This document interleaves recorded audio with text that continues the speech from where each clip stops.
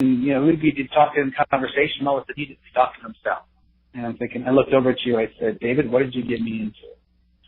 But anyway, but it was an interesting meeting because it was like an extreme situation. This is not the norm, but it was an extreme. Of course, when I asked him, remember I asked you, I said, is this the normal person we meet? And of course he laughed and said, no, it's not.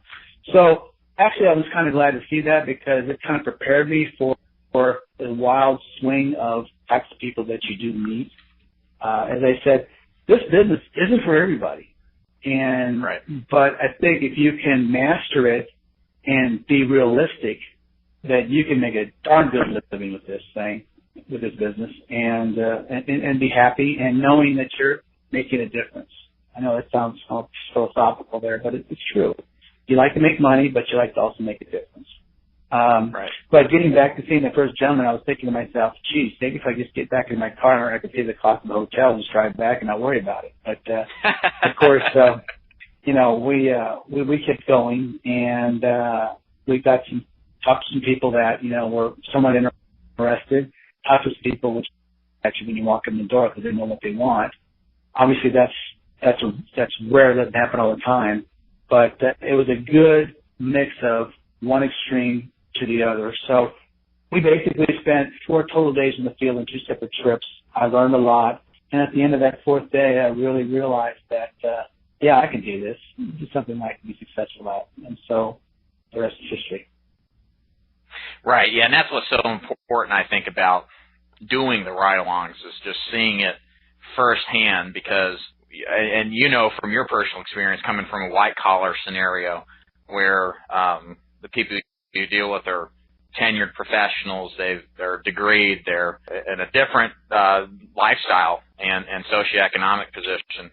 A lot of people don't realize the mass market out there and how, bluntly say, different they are from us. And it's good if you're going to commit to a career, number one, to see really truthfully how it is. Because like you said, this isn't right for everybody. The people that we deal with are a lot different than your typical Joe Schmo. But it's a reality that you have to see and I think experience to respect, but also to know for a fact and decide for yourself if this is something that you can do for the long run. And, it's because if all you do is read on the forum or read some sort of marketer's disposition of this market, it's all rainbows and sunshine. If you just do this, you get that, and you're filthy rich. Well, there's a lot of hard work to it. There's a lot of thought behind who you see and how you talk to them and the market you target.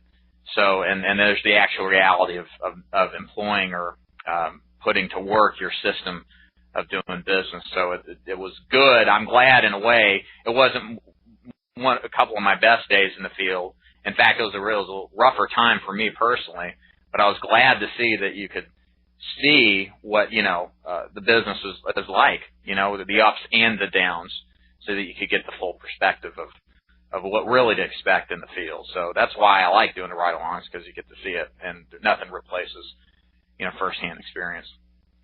Put it this way, David, words can't describe what you see out there. You can read it all day long, but until you actually meet these people in person, and this is not demeaning to them, and it's just that they're just different lifestyles and different ways of doing things, and truly, you gotta experience it to really fully understand what you're talking about.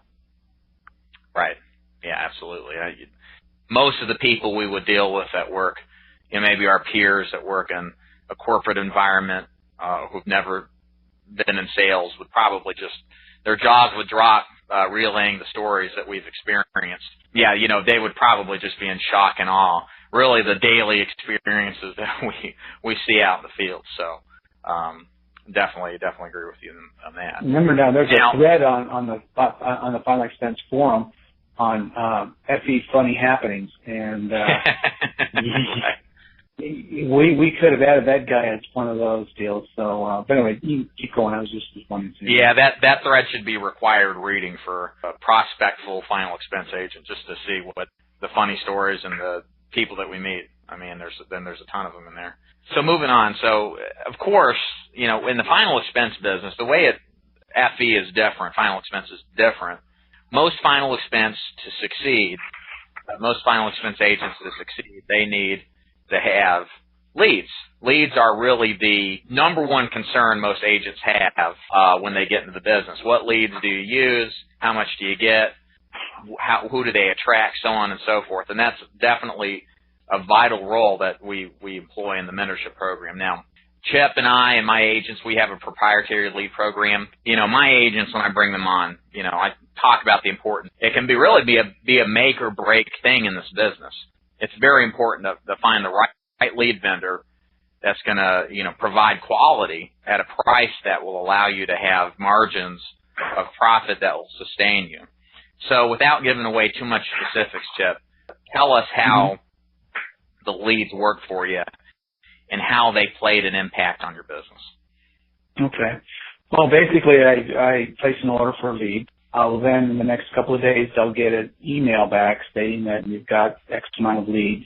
Having those leads and getting the name, the address, and the phone number, most times you get male, female, and a lot of times you also get the age.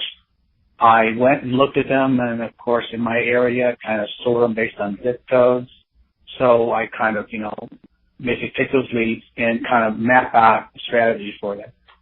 Call them, and I'm going to say probably a good 50 to 60% are legitimate. You're always going to get tired. So you gotta understand that there's going to be a certain amount of fall off initially, and that's just the way the business is and the people that we're dealing with. So with that being said, you still got a good 50% of those leads that you make contact with and they're interested in meeting you. Now, of course, from that, you're going to get situations to where there's either no shows, they don't show, they're not there, you come or whatever, change their mind. So that kind of whittles it down a little bit more. But the speed in which I get the leads, the fact that they're pretty high quality, and that if you meet somebody, they're interested in buying something. They know they have a need. And so I guess from a starting out in the FE business perspective, direct marketing leads take weeks and weeks and weeks, and they're very expensive to get it started because you've got to throw a lot of business out there, a lot of those cards out there.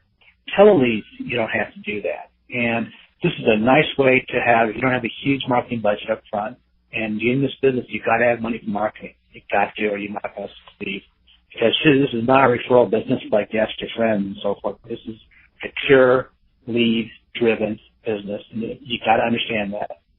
In other parts of the insurance industry, it's not necessarily that way, but this it is. So I guess, personally, without these quick leads, it'd be really hard to start generating some decent income to be able to make it in this business. So I'm just basically, to me, as a new FE person, this is the way you got to do it.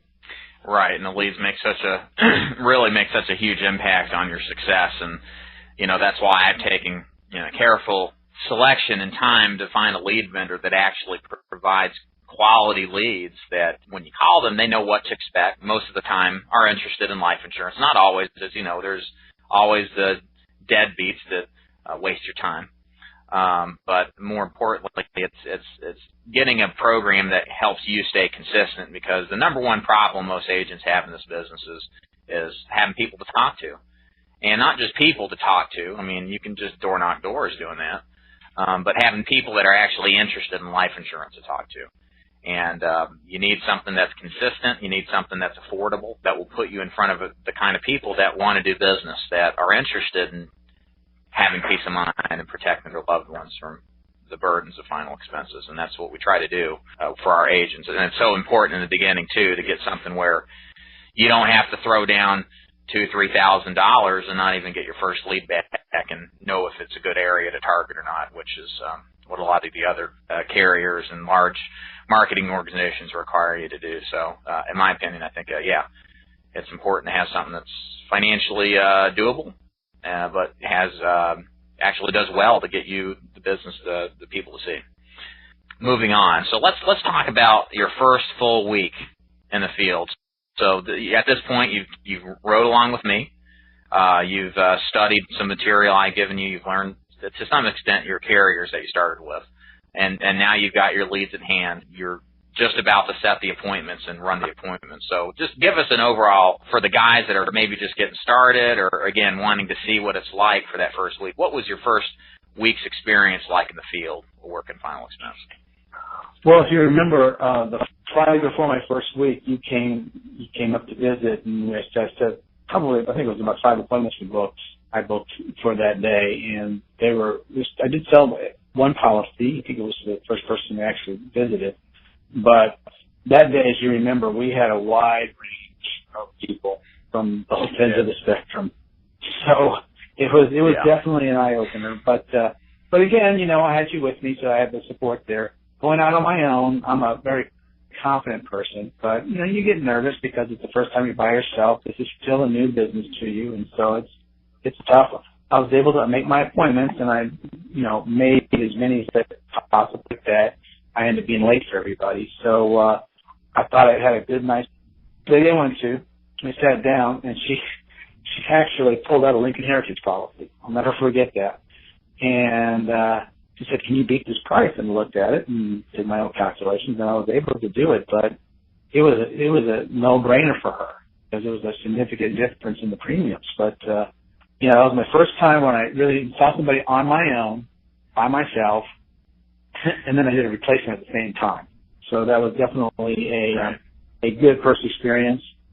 During the week, I think if I remember right, I think I wrote 3 to 4 policies that week. And again, I was just starting out, so I made my own appointments. I don't have an appointment setter. And the reason why I don't have an appointment setter is I've always made appointments in my sales career myself.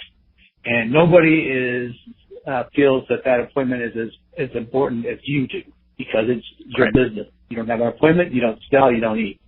And so I like doing my own appointments. I know you like using an appointment setter, and I can certainly appreciate what you do. And but I felt that was just for me personally. I like that better because I also get feel